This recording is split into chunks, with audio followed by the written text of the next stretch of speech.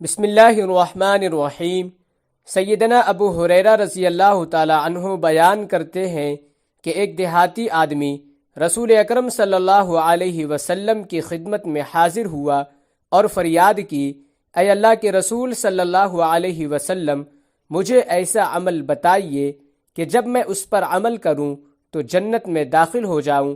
آپ صلی اللہ علیہ وسلم نے فرمایا، تم اللہ تعالی کی بندگی کرو، اس کے ساتھ کسی کو شریک نہ ٹھہراؤ، نماز قائم کرو جو تم پر لکھ دی گئی ہے، فرض زکوٰۃ ادا کرو اور رمضان کے روزے رکھو۔ وہ کہنے لگا، اس ذات کی قسم جس کے ہاتھ میں میری جان ہے، میں نہ کبھی اس پر کسی چیز کا اضافہ کروں گا اور نہ اس میں کمی کروں گا۔